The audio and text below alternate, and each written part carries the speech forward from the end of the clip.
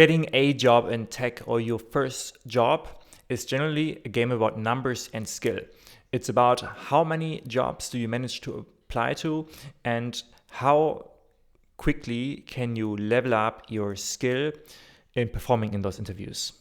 And note that skill is less about your actual performance potentially you would have on a job or how amazing you were in your past job. It's really about the performance on the interviews. First things first, you need to apply and prepare for the applications. You need to get a CV and ideally a resume in order. The further you get along this journey, the less important your resume becomes. But of course, you need a good CV. If you have nothing to put into the CV, but also if you have stuff to put into the CV, fill it up with side projects and related hobbies. Could be this YouTube channel for me, for example.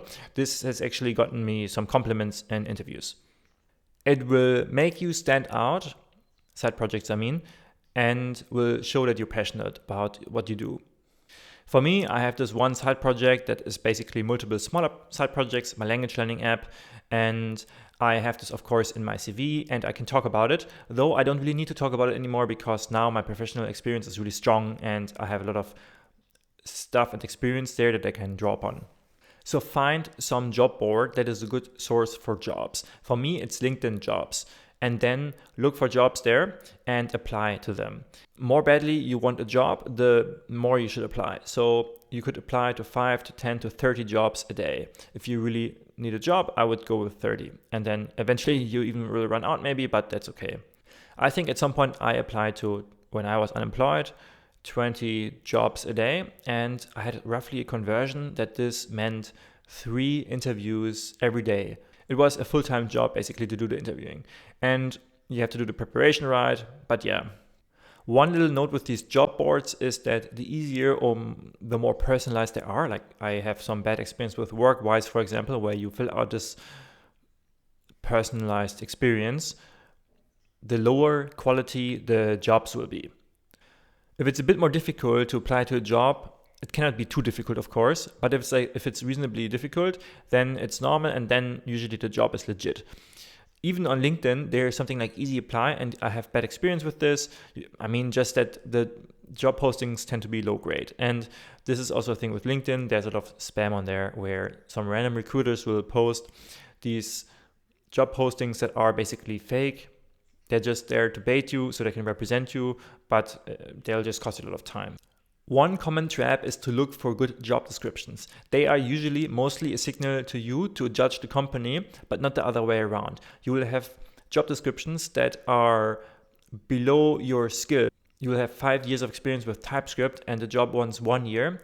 You'll still not get the job. You'll still get no response. And then there's the job descriptions that are a fairly strong mismatch, but they'll still interview you.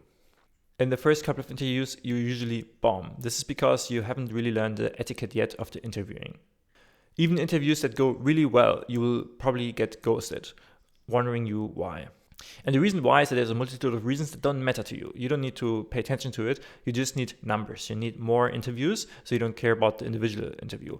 And you will get experience and learn the etiquette and get good at the initial interview and the upcoming interviews also. This etiquette you develop by picking up signals. When you say something or talk to the interviewer, it's good to have like a lively discussion. If it's a bit emotionally dead, that's not the best sign. But you'll get there to have like this more vivid conversations, and you will pick up if they like or don't like what you're saying based on the subconscious cues or even conscious cues. Are they enthusiastic? Are they sort of somber talking to you? So on and so forth. However, passing these interviews is merely the first gatekeeping step. It's not the actual challenge that you get that nice, amazing job. That challenge, that's there, but it's not the first interview. It's the actual technical part and also behavioral part, not to be underestimated. The technical part will usually be a coding challenge, so take home or live coding. I personally prefer live coding, though I had more success with take home.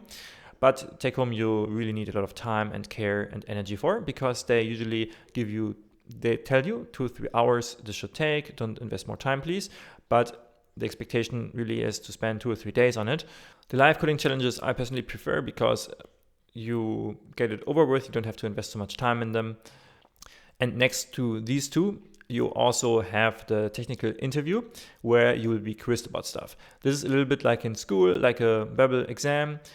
But if you get good at your stuff and the following things I'm about to tell you, this will be an enjoyable experience for you, especially if you're a bit more experienced.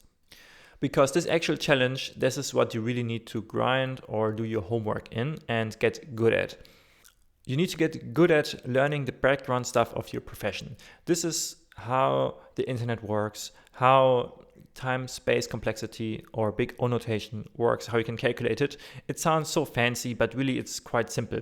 There's a deep rabbit hole you can go into, but this is usually not expected at regular job interviews. Maybe if you go to Google or something like this. And so you can just spend some time to study it a bit. It's actually also quite interesting. Then stuff like solid principle and clean code. I always was telling the interviewers that I'm good at clean code, but then they asked me, what do I actually mean by clean code? And for me, this in real life, this is quite intuitive. But also the more I do it, the more I see the patterns and I can name them, which is very helpful just on the side. And Solid is like a textbook way to start it. Solid is a bit controversial actually in the real world. And yeah, but it's good to know these and study them a bit, just like you would do in school or university. There's a high chance you will not be asked these things, but you will hopefully have many interviews and occasionally you will be asked these interviews. And these are free points, free cheap points where you can score lots of positivity with the person interviewing you. One of the really nice ones is the event loop. I really highly recommend learning this one in depth. Has helped me a lot in the past. And last but not least, the infamous LeetCode. Very controversial, very commonly used, especially by good companies. I experience that the less good companies tend to not ask these questions because they don't want to scare away the candidates that apply. These LeetCode problems can be viewed a little bit like a hazing ritual in the programming community, especially if they're in the context of a live coding challenge. And there also a deep rabbit hole you can go into. There's a subculture on YouTube about it. I recommend just learning a bit of them. It's not so hard to find the most commonly used ones. You even see them in the interviews, so it's like really effective to learn them. There are easy and medium ones. Those are good, and they sort of also teach you on the side some fundamentals of data structures and some CS concepts. Then you will have the behavioral interview. You also should prepare for this. Maybe you don't even have it. And then eventually you'll get job offers. And this is the interesting part. Now, congratulations, you got your first job. However, there are many, many red flags of a job that you'll only see on the first day of work. And so you have two goals. One of them is to get attractive job offers and multiple at once. And the second one is to do your due diligence and find the blind spots that you didn't see and predict if this is going to be a good company or not. Because once you sit on your desk and you realize all the mistakes you've done taking this job, it's going to be a bit too late. So this is really valuable time, and it can also show and signal a lot to the company, which helps in negotiations and whatnot. I'm going to give you a detailed explanation of this. However, this will be in another video. And with this, I hope you found this video to be helpful to you. And hope you had a good day. Bye.